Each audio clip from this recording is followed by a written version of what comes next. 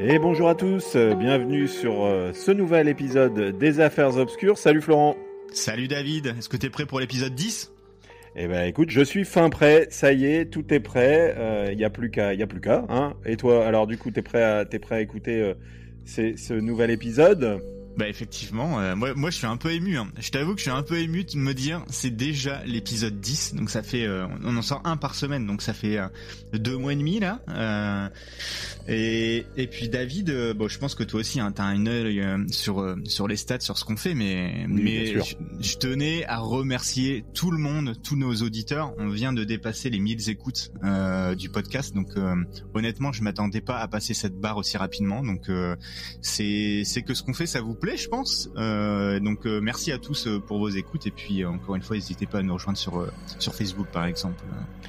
Tout à fait, un grand merci à tous, et puis on continue comme ça hein, avec donc ces 9 épisodes qui sont sortis, ce 10e que vous allez pouvoir écouter, et puis surtout des épisodes aussi qui ont un véritable écho dans ce qu'on a fait depuis le début. Tu peux peut-être nous parler de sorties Netflix?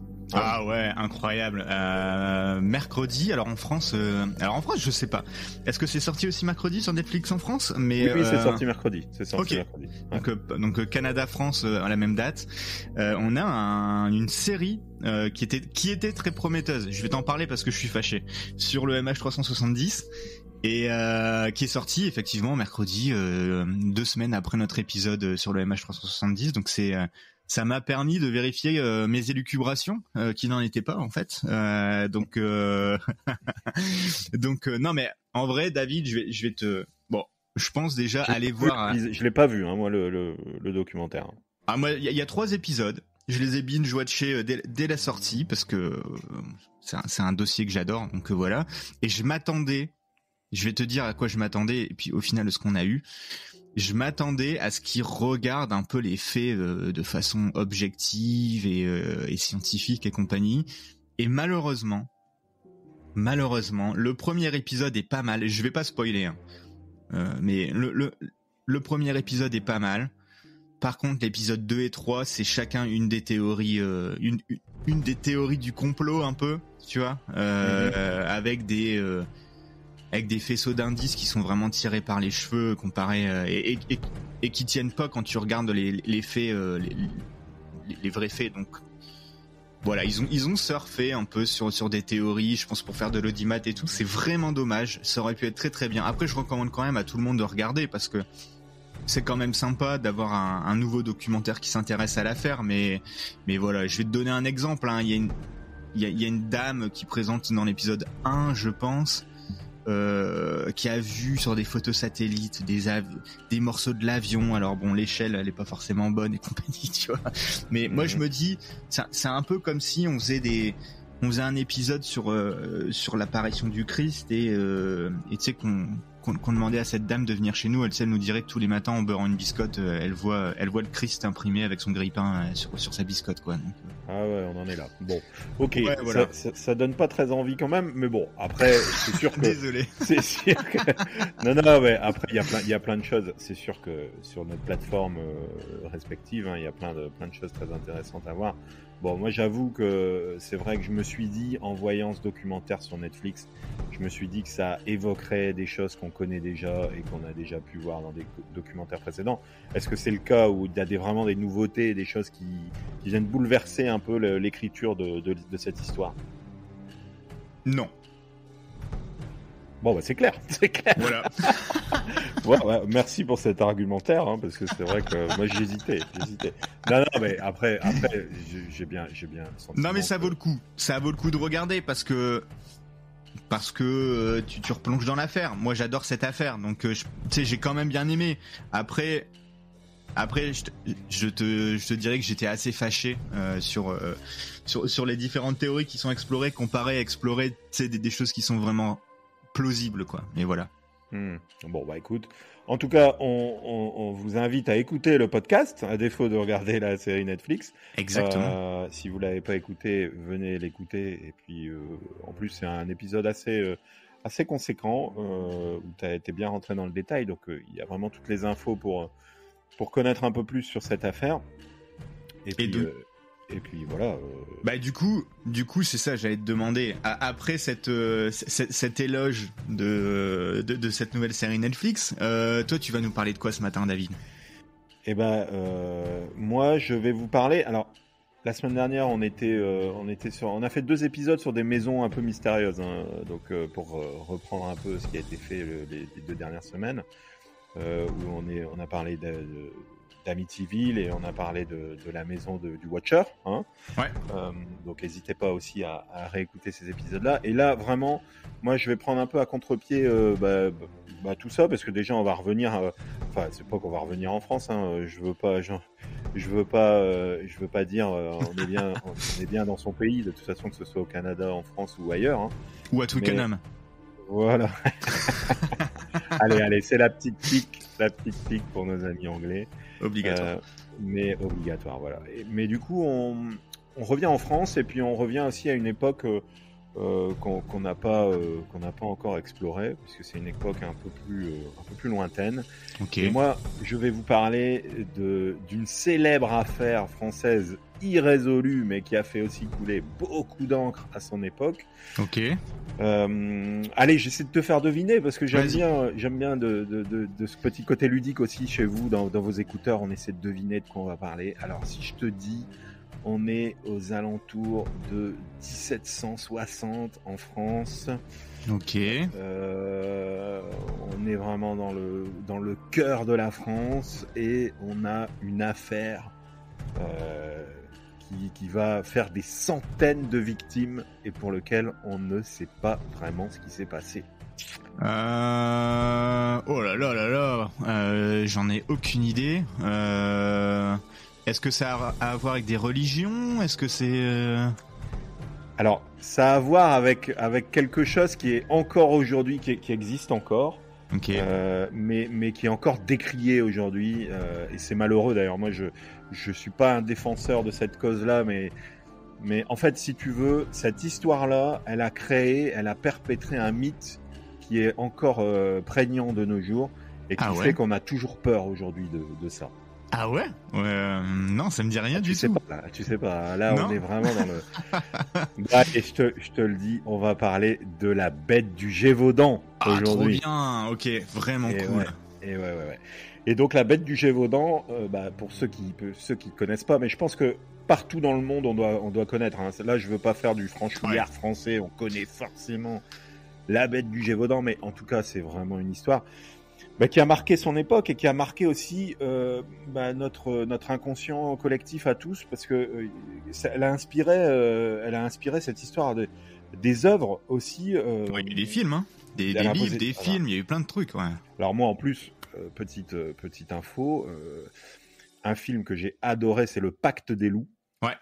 Peut-être tu te souviens, ouais. Qui était vraiment un de mes films favoris, que j'ai vu un peu comme tous mes films favoris d'ailleurs, que je n'ai vu qu'une seule fois, comme Gladiator, comme Le Pacte des loups, parce que j'ai pas envie d'être déçu encore aujourd'hui en le revoyant, et que je garde en mémoire ce film qui amenait une atmosphère assez particulière, que j'ai beaucoup apprécié à l'époque. C'est des films qui ont quasiment une vingtaine d'années, hein, maintenant. Pour ces films-là. Et donc oui, je te disais, l'affaire de la bête du Gévaudan, c'est une affaire qui a été célèbre, et qui a un peu contextualisé une époque aussi, parce que faut savoir que ça se déroule, les faits se déroulent à peu près dans les années 1760.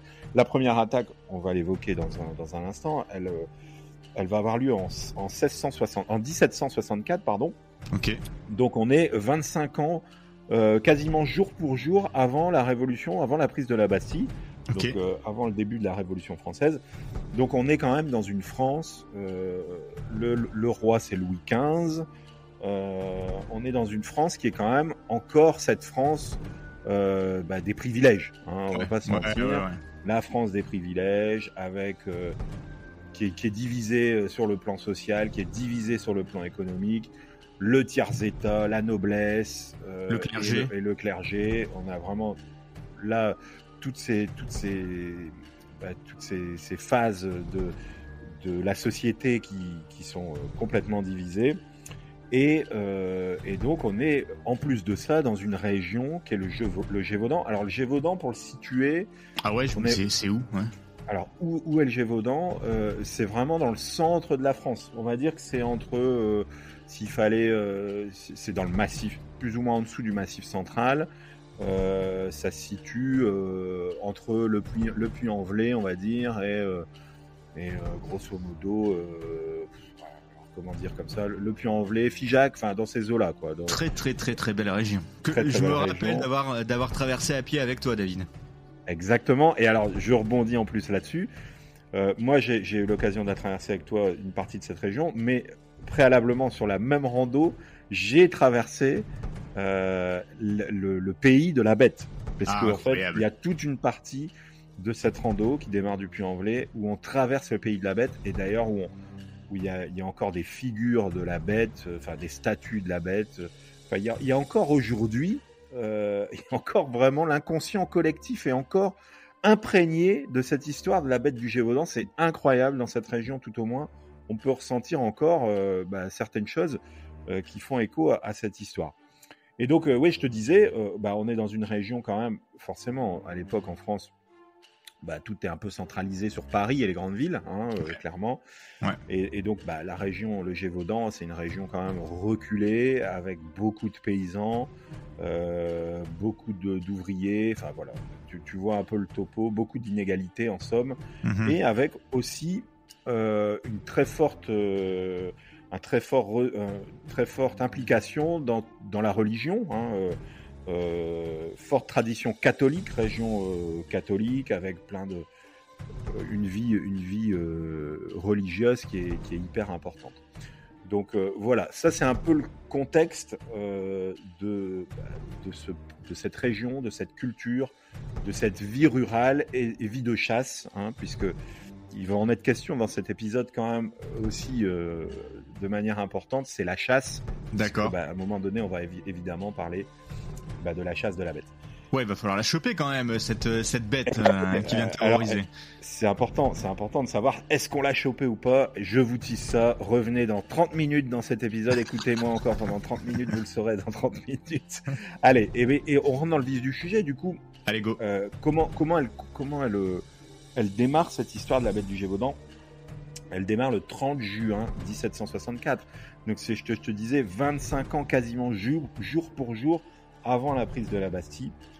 Et on est dans un petit village où tout va commencer, c'est le village de Langogne, donc dans le Gévaudan. Et on a une jeune fille de 14 ans qui est nommée Jeanne Boulet et qui va être attaquée par une bête alors qu'elle est en train de garder un troupeau de vaches dans un champ. Ok. La bête la mord à la gorge et va la traîner sur une courte distance, puis va s'enfuir. Ah ouais, c'est vraiment pas... la bête va la choper à la jambe et tout, c'est à la gorge, quoi. Ouais, tout à fait. Et la malheureuse Jeanne, elle va pas succomber, elle va pas mourir, elle, de cette attaque. Elle va être secourue par des villageois qui vont la transporter dans un lieu pour la soigner, quoi, si tu veux. Ok. Et en fait, à partir de cette date-là, on a vraiment les attaques qui démarrent. En fait, c'est vraiment la particularité de cette histoire de la bête du Gévaudan, c'est que ça va s'accélérer à partir de ce 30 juin 1764. Et évidemment, je te disais tout à l'heure, il va y avoir une centaine d'attaques et une centaine de morts. En fait. C'est énorme. Donc, entre 1764 et 1767, alors on va pas faire un catalogue de toutes les attaques et de toutes les morts, mais cependant, je vais t'évoquer les plus marquantes. Ouais. Donc on était le 30 juin 1764 à Langogne, et là, 15 jours après, donc très rapidement, le 12 juillet 1764, la bête va attaquer 2 jeunes garçons, encore une fois, qui gardent cette fois un troupeau de moutons près du village de l'Abbé-Serre-Saint-Marie. Okay. Alors en plus, quand on entend des noms comme ça, on voit l'image de notre belle France. Hein. L'Abbé-Serre-Saint-Marie. Super. Ouais. Et donc les garçons, par contre, eux, les malheureux, les 2 jeunes garçons, ils sont tués.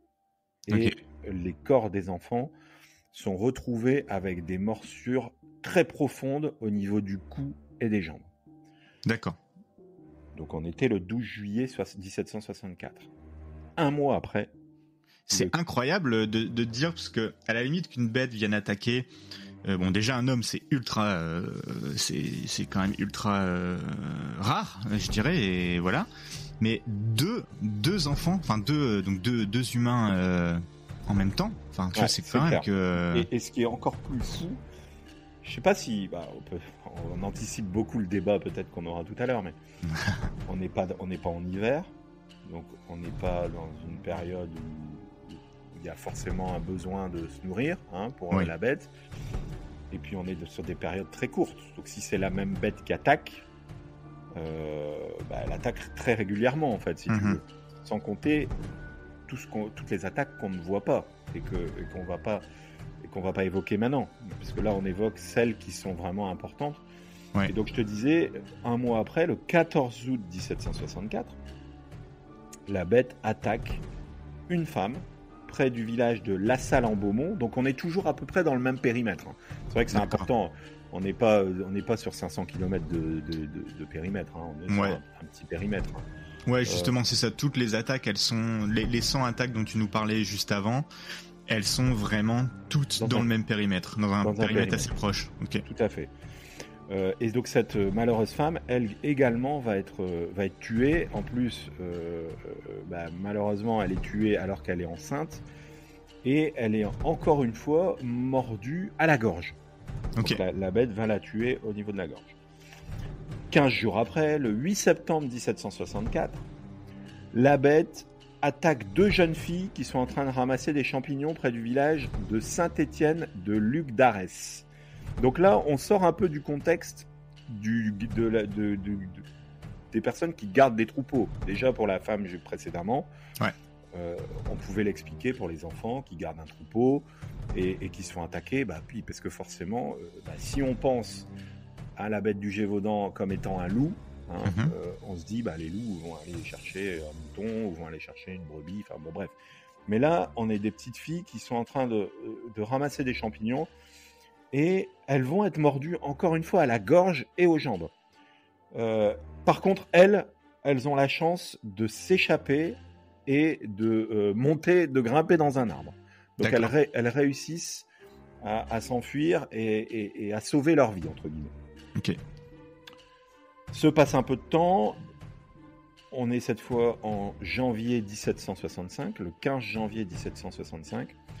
Et la bête attaque une jeune fille qui s'appelle Marguerite Pouget, encore près du village de l'Abbessère-Sainte-Marie. Donc l'Abbessère-Sainte-Marie, c'est là où on a 2 jeunes garçons qui ont été tués tout à l'heure, qui surveillaient un troupeau de moutons. Là encore, la fille, elle est mordue à la gorge et à la poitrine, mais elle réussit à s'échapper et à se réfugier dans une grange. Donc, excuse-moi de te couper. L'attaque juste avant où la petite fille a réussi à monter dans l'arbre, est-ce qu'on peut dire que c'est la première fois où il y a eu un peu une description de la bête ? Ou est-ce qu'elle avait déjà été vue avant ? On va y venir. Juste après, tu verras, on va évoquer un peu comment la bête elle est perçue par les témoins. Parce que c'est vrai que c'est quelque chose d'important, surtout pour l'époque, de savoir un peu, de savoir...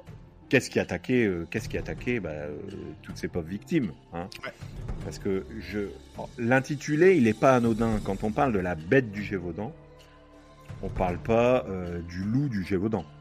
Oui. On ne parle pas de l'ours du Gévaudan. On parle de la bête du Gévaudan. Exact. Donc, déjà, rien que là, on a un témoignage de notre passé qui vient nous dire on n'était pas sûr de ce que c'était. Mais...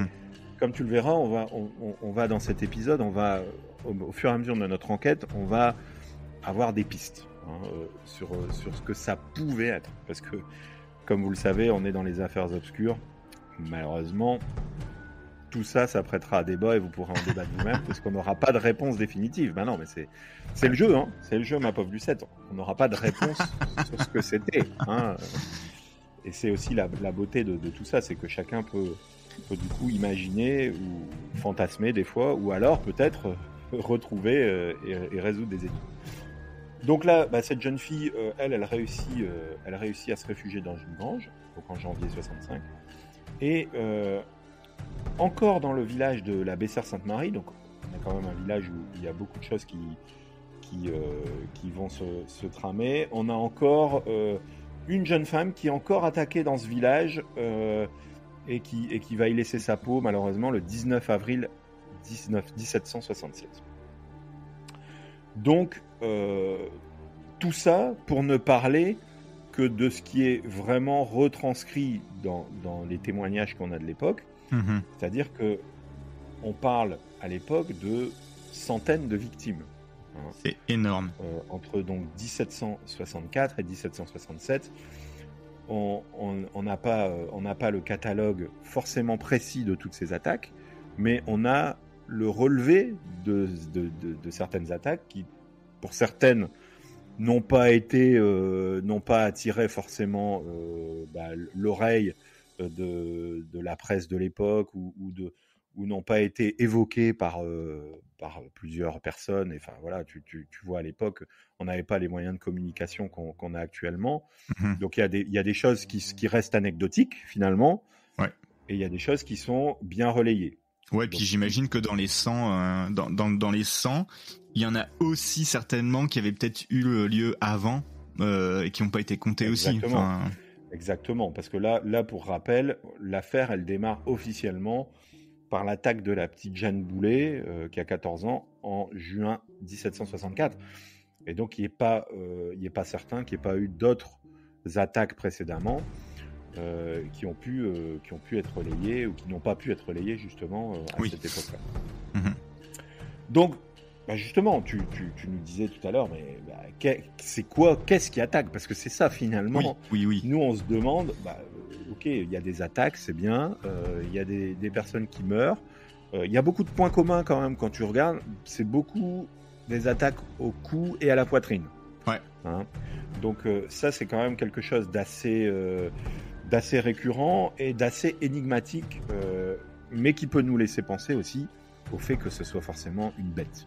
Mmh. Parce que on verra aussi que on développera des théories à la fin de cet épisode. Est-ce qu'il y a des ovnis dans la théorie ou pas? Et figure-toi qu'il n'y a pas d'ovnis. Non, mais c'est incroyable. C'est peut-être la première histoire où on va pas évoquer des ovnis. Alors, comme tu le disais tout à l'heure, on a et comme on l'a évoqué dans ces différentes attaques, il y a certaines personnes qui ont survécu.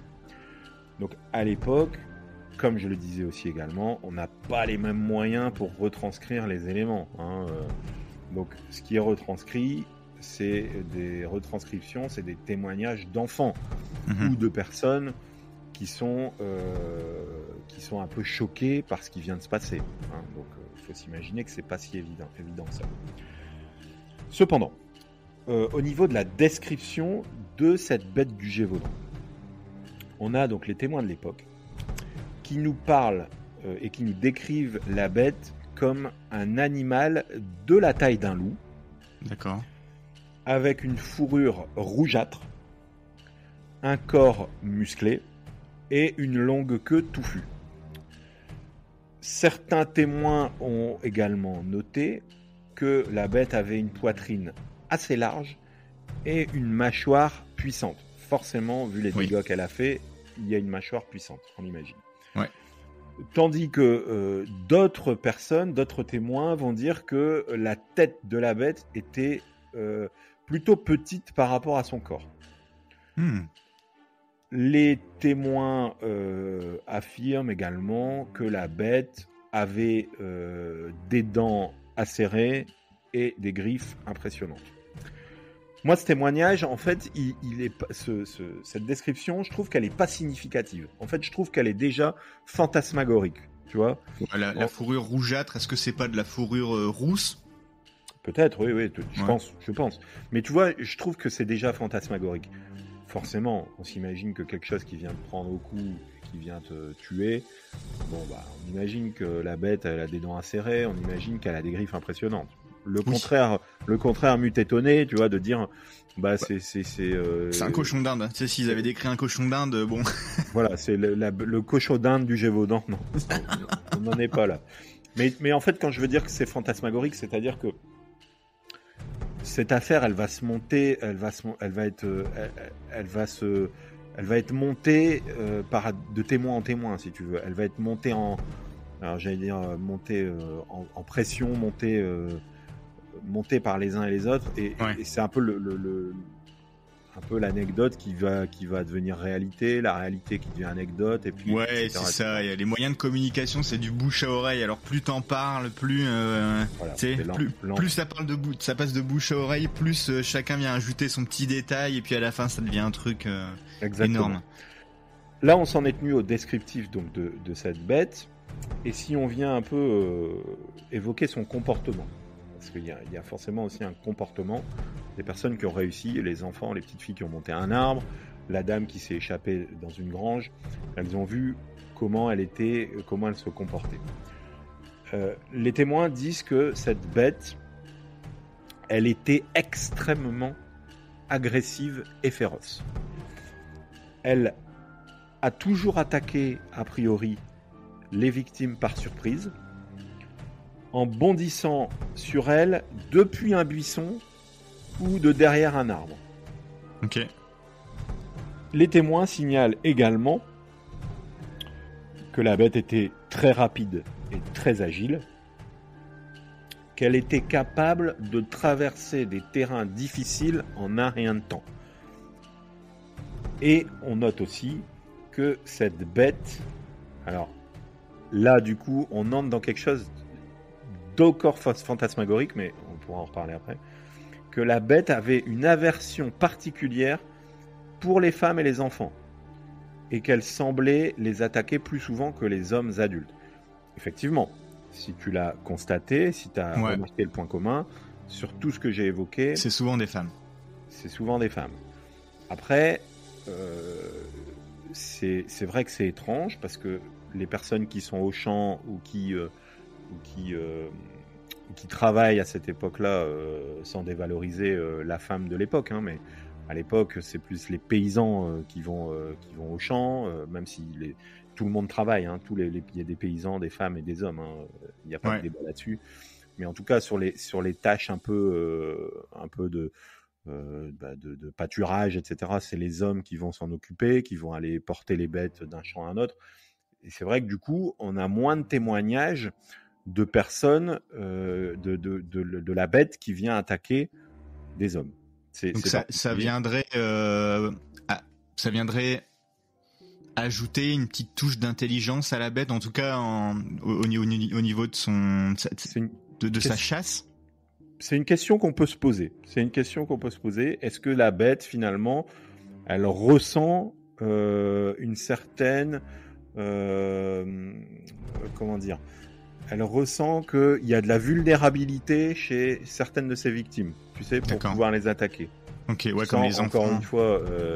Sans encore une fois qu'on nous tombe dessus en nous disant bah non, les femmes elles sont pas moins fortes, etc.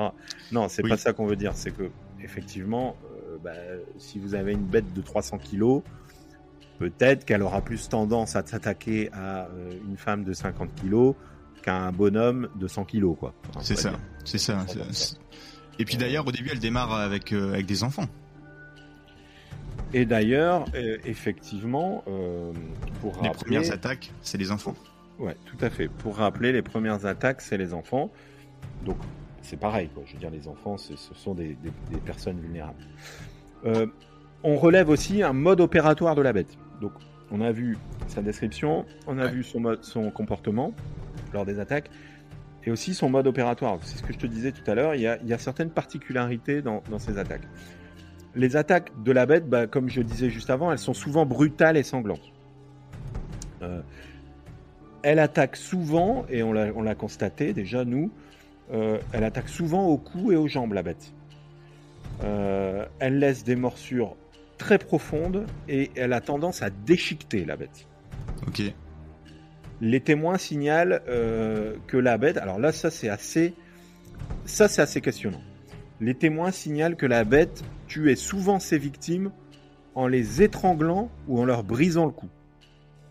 Ok. Ce qui n'est pas vraiment le comportement d'un animal, en théorie. Non, Alors, j'aurais dit peut-être d'un chat, d'un lynx et compagnie, tu sais, quand il chope, c'est plutôt par le cou. Enfin, moi, j'ai toute mon expérience se repose autour de mon chat.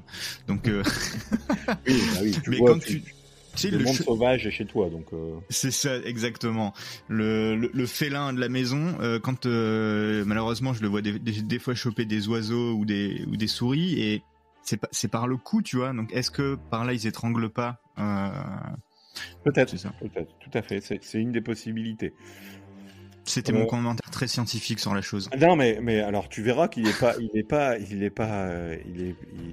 pas bête en fait ton commentaire, parce que c'est, il me semble de mémoire, une des théories. Hein. On parle d'un lynx, à l'époque. Ok. Tout à fait. Mais voilà, pour revenir du coup à ce mode opératoire, les victimes de la bête, elles sont souvent retrouvées avec des blessures. En fait, c'est à chaque fois des personnes qui sont gravement blessées, qui ressortent de ces attaques. Donc, il faut relever que tous ces témoignages de l'époque, ils ont été diffusés dans les journaux de l'époque, et les rapports de l'époque, et ils vont un peu contribuer à un peu à ce mythe, à cette légende qui va se construire autour de l'attaque de la bête. Déjà à l'époque, hein. C'est-à-dire qu'à l'époque, on a vraiment, aux plus hautes sphères de l'État, une inquiétude qui survient à propos de la bête du Gévaudan. Et pourquoi ? Parce que durant le règne de Louis XV, déjà à Versailles, on parle de la bête.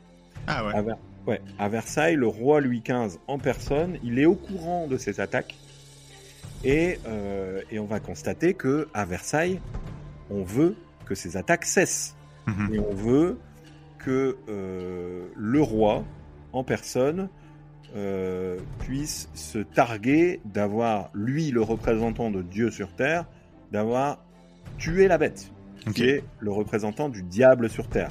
Puisque, on l'a dit tout à l'heure, il y a vraiment toute une mystification autour de la religion qui est aussi faite par rapport à la bête. Ouais.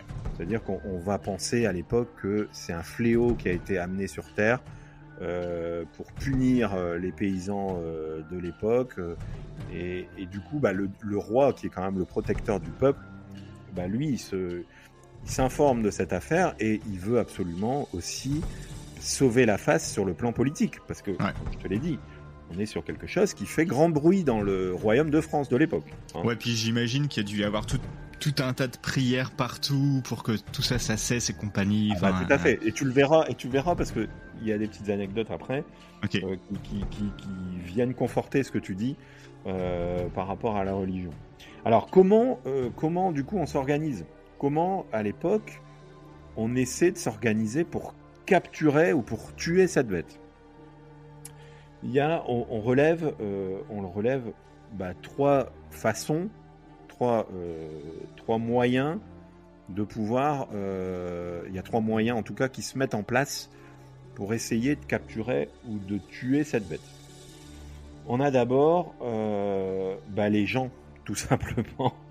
Les gens, donc on a des vraies enquêtes civiles qui se font et qui mènent des enquêtes sur donc des relais de l'époque dans des villages, enfin des personnes qui ont un peu de pouvoir dans certains villages, qui vont mettre en place des recueils de témoignages, en allant voir du coup les témoins des attaques, en essayant d'examiner diverses preuves physiques sur les lieux de l'attaque, et en interrogeant les personnes qui ont vu la bête, et en essayant, par le biais de dessinateurs ou par le biais de toute autre personne, de figer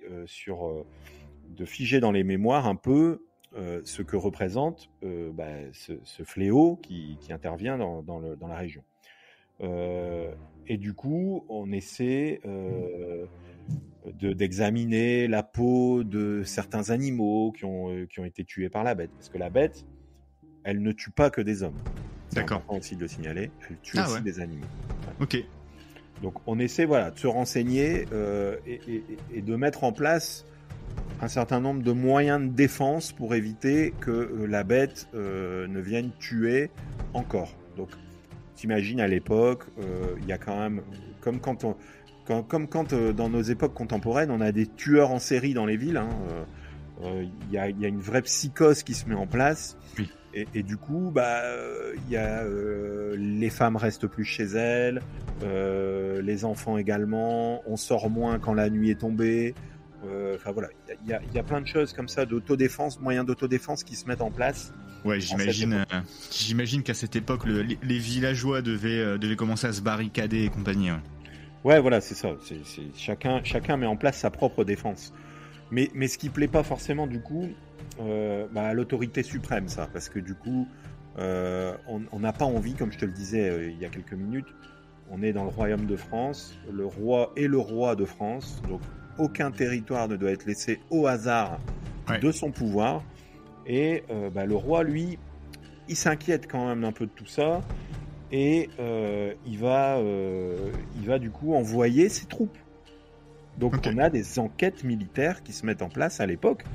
Donc on est vraiment sur quelque chose de sérieux. Là, on peut le dire, le roi de France, il s'en est inquiété à Versailles, mais il envoie son autorité sur place pour mener l'enquête et pour essayer, lui, de tuer la bête.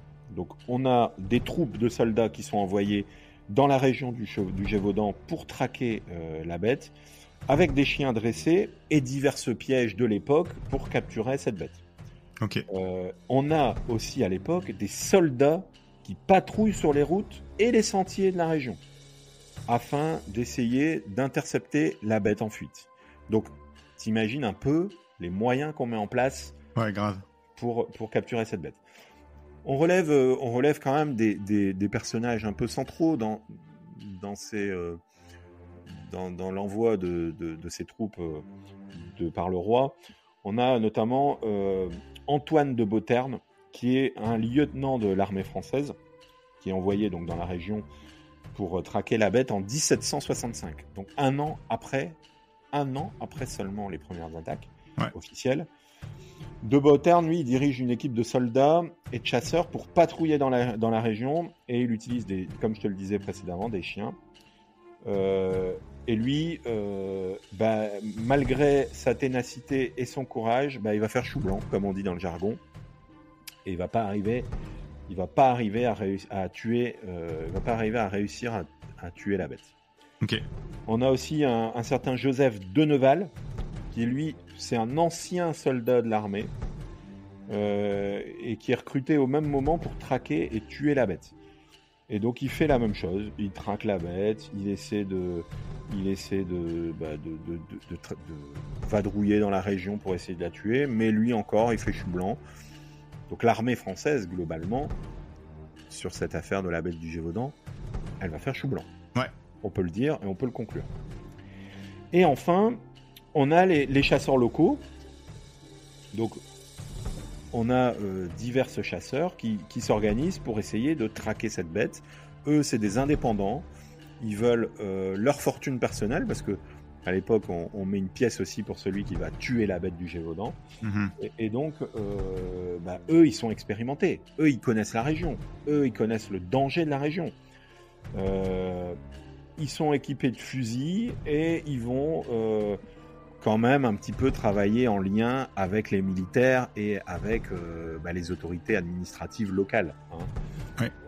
Et si du coup on essaie un peu de nommer ces personnes assez qui sont les chasseurs locaux de l'époque, on a François Antoine qui lui est un expert en traque et en piégeage.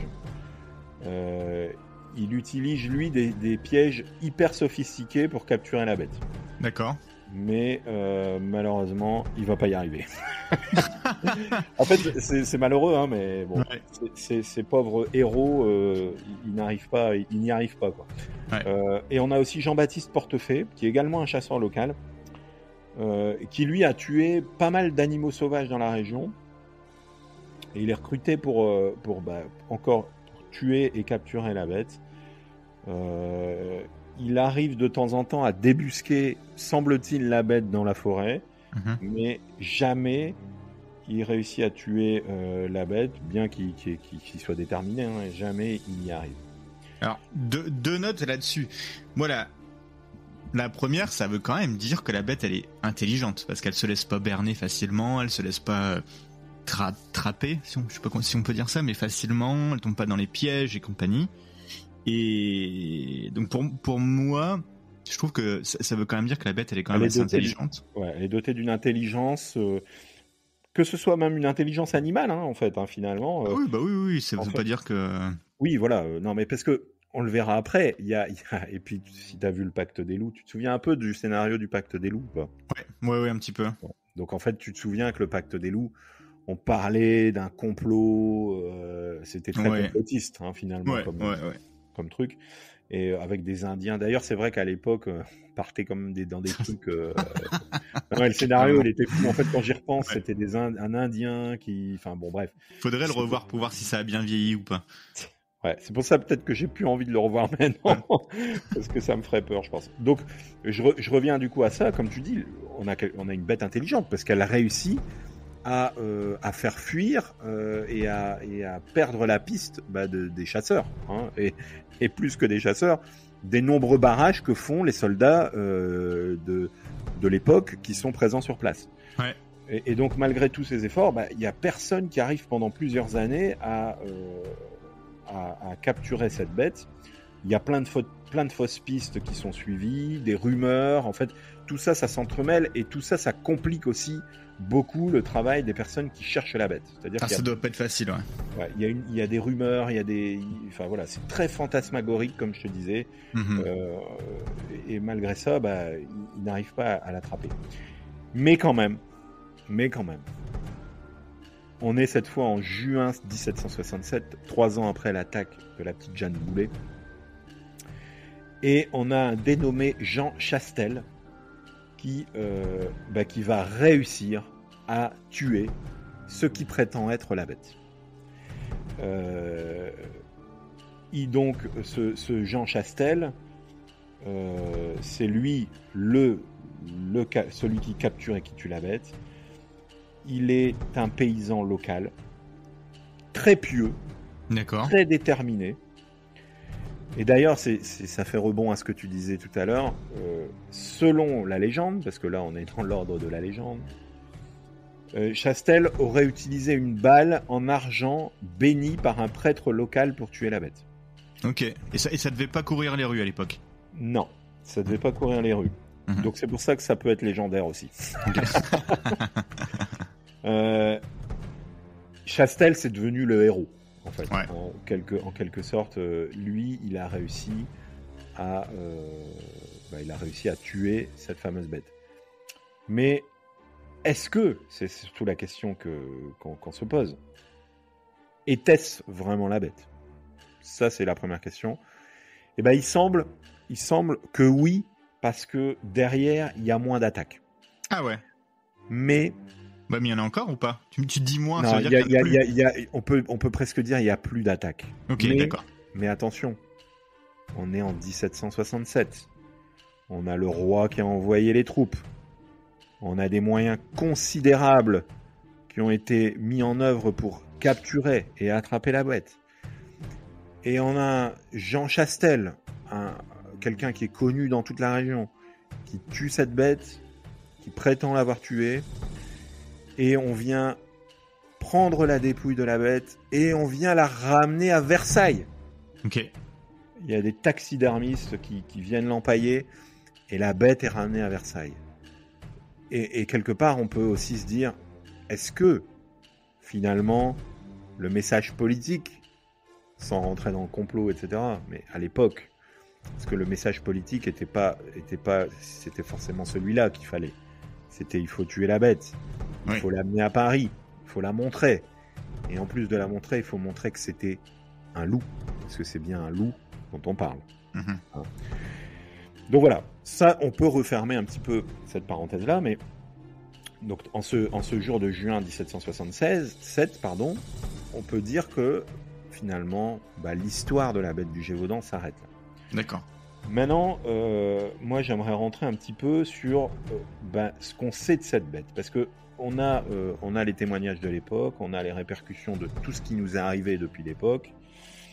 Il y a encore de très belles choses qui s'écrivent. Hein. D'ailleurs, moi j'ai lu un bouquin sur la bête du Gévaudan, du coup, pour aussi étayer ce podcast. Ok. Il y a encore des choses actuellement qui s'écrivent parce que ça s'est pas arrêté en 1767.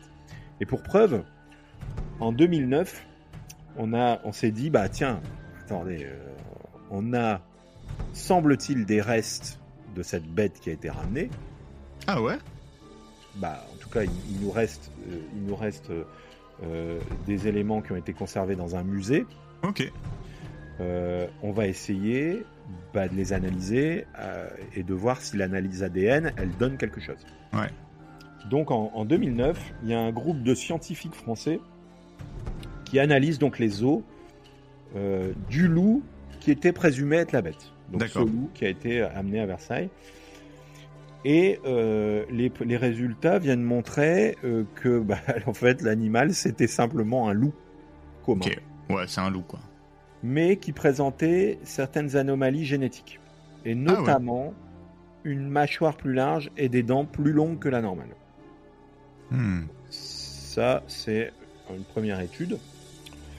On a aussi des chercheurs, des comportementalistes qui sont un peu penchés, des comportementalistes actuels, qui se sont penchés un petit peu sur ce comportement de la bête et qui ont essayé de comprendre les raisons de ces attaques. Et donc notamment en 2001, on a un groupe de scientifiques qui a mené une étude sur les prédateurs sauvages dans cette région du Gévaudan et qui ont essayé d'analyser un peu les modes d'attaque, si tu veux, des animaux dans cette région, hein, tels que les loups et ours.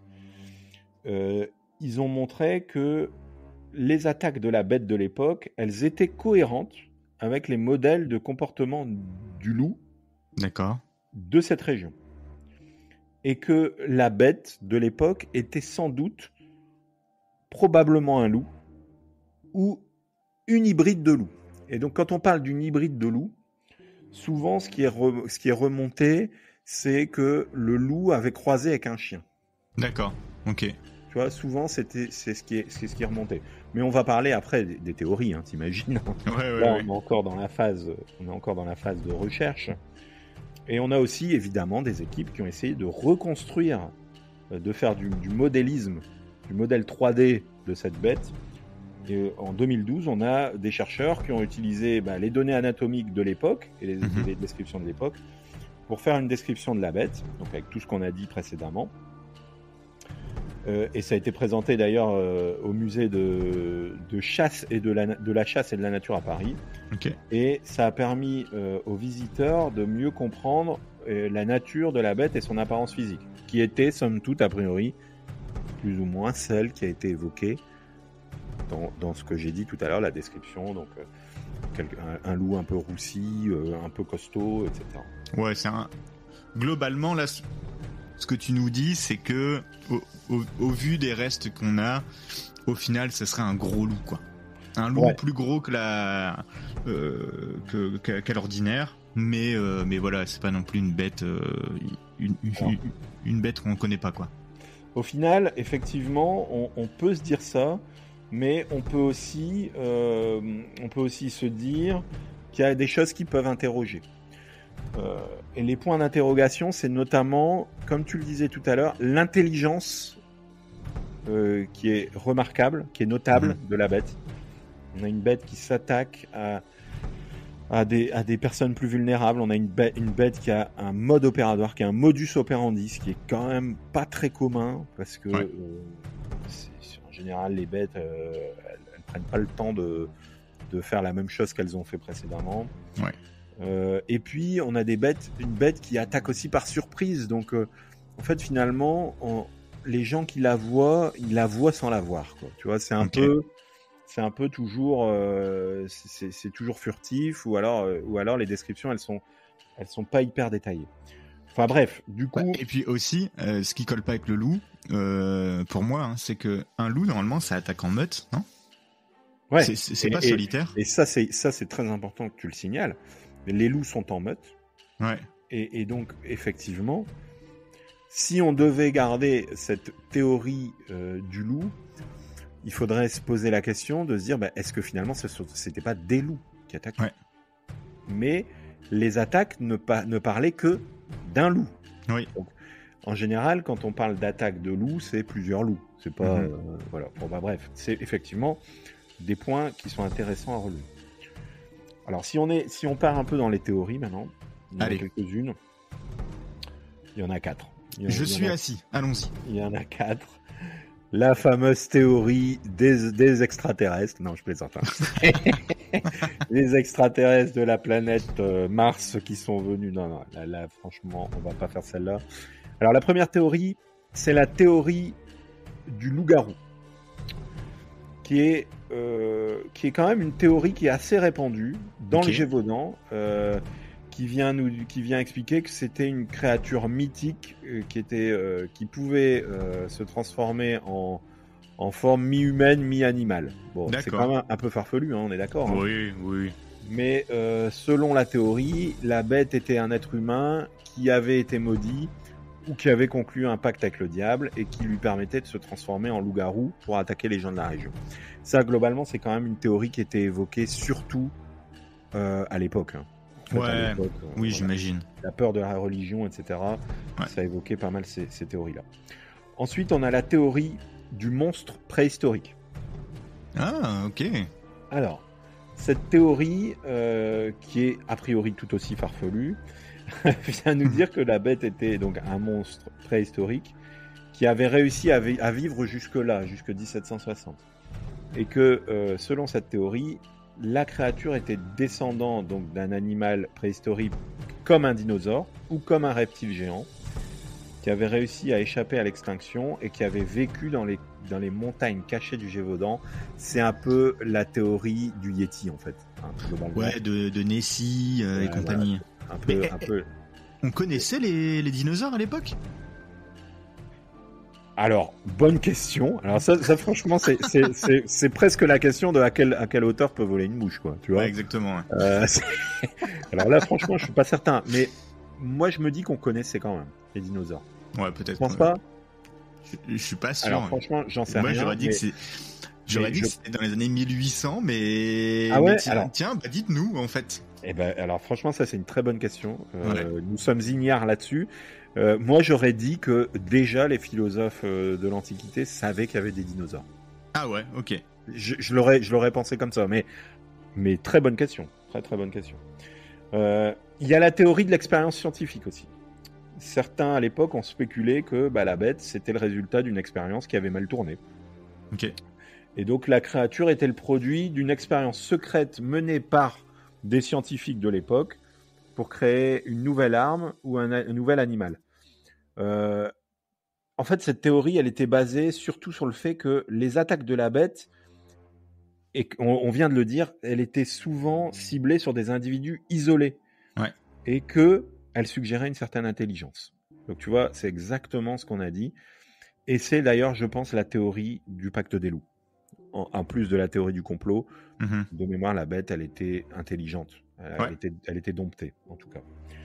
Donc, on peut imaginer, ça peut faire partie d'une théorie que la bête était un animal qui avait été dompté et qui était finalement l'animal de quelqu'un. Hein. C'est possible aussi, ça. Oui. Et enfin, on a la théorie des tueurs en série, qui est quand même un peu plus terre à terre et qui vient nous dire qu'en fait, il n'y avait pas de bête, en fait. C'était un homme qui tuait des gens à l'époque.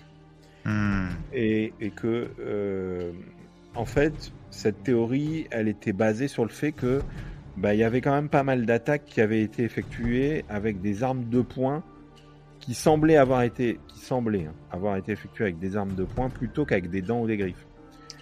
Qui suggère que un humain aurait pu être impliqué derrière tout ça. Et aurait maquillé derrière. Ouais, honnêtement, celle-là, elle est pas mal. Parce que, en fait, quand il réfléchit bien, c'est quelqu'un qui s'attaque à des enfants, à des femmes, qui va tuer une centaine de personnes. Et en fait, tu te dis, et pourquoi on ferait pas porter le chapeau une bête. Ah oui. Une bite. Et je relève que, d'ailleurs, encore actuellement, tous les scientifiques, toutes les personnes qui s'intéressent à ce sujet disent que la bête, le loup, s'attaque très, très, très rarement aux humains. Et c'est peu de le dire, en fait, hein, quand ils disent ça. Hein. Ouais. C'est-à-dire qu'il y a très, très peu d'attaques de loups. D'ailleurs, je me demande si on en relève. Finalement. Oui, certainement, il y a très longtemps, quand en France, il y avait énormément de loups, mais j'avoue que maintenant, vu le nombre de loups qui restent, effectivement, je pense que bon, c'est terminé tout ça. Donc voilà comment s'achève mon histoire sur la bête du Gévaudan. Moi, elle me fascine, cette histoire. C'est un peu comme le Toutankhamon. Ouais. C'est un peu une histoire qui m'a bercé pendant ma jeunesse, pendant mon enfance, parce que en plus j'adore cette époque-là, l'époque de Louis XV, de Louis XIV, de Louis XVI. Enfin, j'adore cette période un peu des Lumières, hein, finalement, ouais. L'époque où on découvre des choses et où on essaie d'y trouver des explications. Et là, on est vraiment sur une histoire qui est vraiment digne de nos affaires obscures, parce que on peut pas dire à la fin si c'était vraiment un loup. En tout cas, basiquement, on pourrait dire oui, c'était un loup. Il y a quelqu'un qui a tué un loup, qui l'a ramené. Mais oui, mais je pense que c'était plus complexe que ça à l'époque. Mais est-ce que ça a continué après ? Enfin, est-ce qu'il y a eu d'autres attaques après, au final ? Il n'y a pas eu d'autres attaques qui ont été relevées après. Okay. Mais comme je te le disais, est-ce que c'était pas l'histoire qu'on voulait écrire ? Oui, voilà, ouais, peut-être aussi. Ouais. Tu vois ? Ouais. En fait, ce qui serait intéressant de voir ou de savoir, c'est, je sais pas si c'est faisable, mais je pense que ça a été déjà fait. C'est pas nous qui allons donner des idées à les scientifiques. mais en tout cas, ce qui serait intéressant de savoir, c'est est-ce que derrière, il y a eu d'autres témoignages de personnes qui ont été blessées ou tuées, mais qui ont été peut-être pas retranscrits dans des documents officiels, finalement. Ouais. Tu vois, ouais. Ça serait finalement une arrière, hein, parce que peut-être maintenant on est sur les arrière grands-parents de quelqu'un qui pourrait dire bah oui, moi, enfin bon, je pense que ça serait trop compliqué, trop lointain, mais on serait sur du relais d'une histoire finalement qui serait dite à l'oral. Donc voilà. En tout cas, je sais pas, qu'est-ce que t'en penses, toi, du coup ? Alors moi, outre la théorie des ovnis, je vais te dire que je pourrais croire à deux trucs. Ouais. La première chose, c'est peut-être effectivement un loup qui a une mutation génétique, pas faite par l'homme, hein, mais en gros un loup un peu différent des autres, qui pourquoi pas est désinhibé de sa condition, je vais pas dire de sa condition de loup, c'est un peu bizarre de dire ça, mais c'est de sa vie en meute et compagnie, puis qui va s'attaquer à l'homme. Mm-hmm. Bon, pourquoi pas, mais je pense pas que c'est celle que je privilégierais. C'est plus celle effectivement je te dirais d'une association entre l'homme et une bête, quoi, où t'as un tueur en série qui bon voilà, qui maquille ses crimes en se faisant soit passer pour un loup, soit en utilisant un loup, je sais pas, mais ouais, ça me paraît trop gros pour être juste une bête comme ça qui vient terroriser un endroit, et puis voilà. Je me pose juste la question, dans toutes les chasses un peu aux loups qu'il y a eu et compagnie, tu sais, t'as souvent dit, et puis on voit souvent que effectivement la bête elle a été vue, mais on n'a pas réussi à la voir et compagnie. Bon, effectivement, ça veut dire qu'on n'a pas vu d'homme aussi derrière, tu sais, donc tu sais, voilà, c'est ça qui, c'est ça qui me chiffonne un peu, mais oui, je pense plus quand même, en restant terre à terre, que ça doit être un coup d'un criminel en fait, qui maquille. C'est plus ce que je vois, mais je suis d'accord avec toi. L'histoire, elle est incroyable parce que t'as une bête comme ça qui comment dire, qui terrorise toute une partie de la France jusqu'à ce que le roi envoie des gens et compagnie. Je veux dire, c'est quand même dingue. Ouais, mais ce qui est fou quand même, quand tu te penches un peu sur ce qui s'est passé du coup, c'est que le roi va envoyer des troupes 1 an après les attaques. En fait, c'est rapide pour l'époque, pour moi. Je pense que les renseignements de l'époque, je pense que finalement Je sais pas comment ça a pu, mais ils doivent savoir en fait ce qui s'est passé réellement.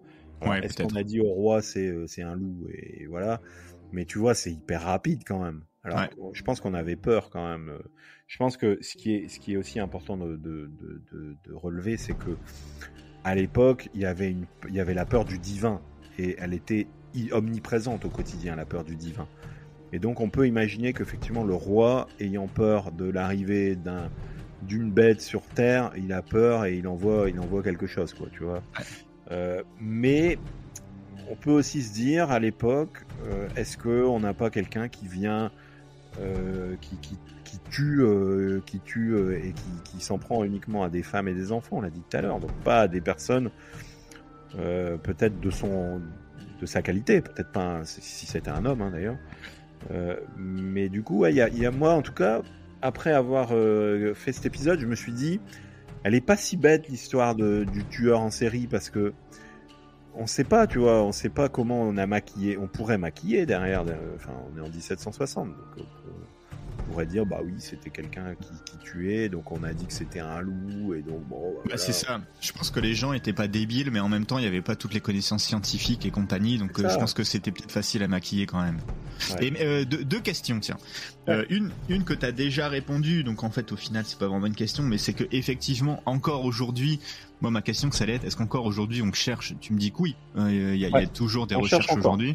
On cherche encore. Ouais. Et la deuxième c'est si on va là-bas dans le Gévaudan, donc dans le Languedoc, je pense. Est-ce que pas vraiment dans le Languedoc, hein. Non, pas du tout. Merde. Non, dans le Massif Central, c'est plus le Gévaudan. Ok. Est-ce que justement là-bas, est-ce que t'as, il y a des traces? Est-ce qu'il y a des statues, des places qui portent des noms? Enfin, tu vois, est-ce que tu peux te balader là-bas et puis retracer un peu l'histoire? Alors, moi, je me souviens. Allez, je raconte une histoire un peu perso, mais donc quand je faisais la randonnée de Compostelle, hein, pour laquelle j'ai fait une partie avec toi, je me souviens donc de m'être arrêté dans un village qui s'appelait, si je ne m'abuse, hein, il faut vraiment, j'espère que je ne dis pas de bêtises, mais qui s'appelait Sauge, et pour lequel il y avait une grande statue de la bête du Gévaudan. D'ailleurs, si je peux, et si je la retrouve, allez, c'est celle-là qu'on mettra sur les réseaux. C'est moi qui avais fait la photo.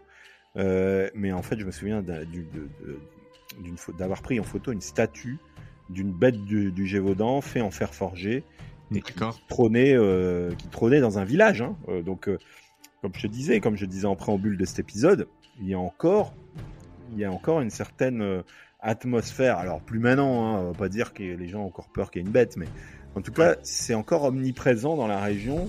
Cette histoire de la bête, elle est encore omniprésente. C'est vraiment cool. Ça donne envie d'y aller. Voilà. Donc tu vois, tu sais ce qu'il te reste à faire. C'est une super rando entre Le Puy et je ne sais plus quelle ville, mais en tout cas, ouais, il existe encore des choses. Mais après le périmètre, comme je dis aussi, hein, le périmètre, il n'était pas gigantesque, mais il était quand même important. Oui. Il y a eu beaucoup de choses qui se sont passées dans les mêmes villages. Ça se passe à l'échelle de la région, un peu. Voilà, ça se passe à l'échelle on va dire peut-être d'un département. Ouais. Donc, il y a encore des vestiges, en tout cas, de l'inconscient collectif. Des vestiges de l'époque, je ne pense pas, mais il reste certaines choses. D'accord. Je ne sais pas d'ailleurs s'il y a encore des loups dans le Gévaudan. Ça peut être une question aussi qu'on peut se poser et qu'on peut poser à nos auditeurs. Mais en tout cas, voilà. Bah écoute, j'espère que cette histoire vous aura plu, en tout cas, et qu'elle vous prêtera à des débats infinis. Hein, moi ça m'a beaucoup plu, David. Voilà. Je te le cacherai pas, ça m'a beaucoup plu. Je m'attendais pas du tout à cette histoire ce matin, mais parce que pour être tout à fait honnête, je me rappelais plus du tout de ce que tu m'avais dit la semaine dernière. Sur donc, mais je m'attendais pas du tout à ça. non, je me souviens que c'était quand même en rapport avec cette histoire, mais ouais, bah écoute, en tout cas, merci de votre écoute à tous. Un épisode qui dure un peu plus longtemps aussi aujourd'hui. Oui. Mais bon, ouais, écoutez, on essaiera de calibrer quand même. Hein. On va pas faire des épisodes de 3 heures, mais aux alentours d'une heure, c'est pas mal. Hein. Vous êtes dans les transports, vous êtes à votre boulot, vous êtes en train de cuisiner. Eh ben, vous écoutez le podcast des Affaires Obscures. C'est toujours intéressant. N'hésitez pas à nous suivre sur nos réseaux. Les réseaux, Florent, du coup. Exactement. Facebook, Discord, comme on l'a dit tout à l'heure. Donc, n'hésitez pas à venir nous voir sur les réseaux et puis de nous donner des petites idées si vous avez des choses qui vous intéressent, de nous faire un petit feedback sur ce que vous pensez et compagnie. Nous donner vos théories. On va lire tout ça. Super. Encore un grand merci pour tous ceux qui nous suivent parce que vous êtes de plus en plus nombreux. On voit les chiffres là, je vois les chiffres encore aujourd'hui qui s'affichent. C'est encore incroyable. On essaie encore de passer d'autres paliers, donc n'hésitez pas à vous abonner sur Apple Podcast, sur Spotify, sur Deezer, sur tous les Google Podcasts. Enfin, bref. C'est ça. Et puis sur YouTube, hein, parce que on le dit pas assez souvent, mais tu gères aussi notre page, notre chaîne YouTube, et donc tu postes aussi les podcasts en vidéo. N'hésitez pas sur YouTube. Effectivement, ils sont postés une semaine après la diffusion sur les réseaux podcasts traditionnels. Donc n'hésitez pas à aller les réécouter sur cette plateforme. Et donc la question avant de nous quitter, Florent, de quoi va-t-on parler la semaine prochaine? Des indices. La question qui tue, avec un indice qui est, on va parler d'une folie collective dans un village en France. Ah bah ouais, je sais. Je sais.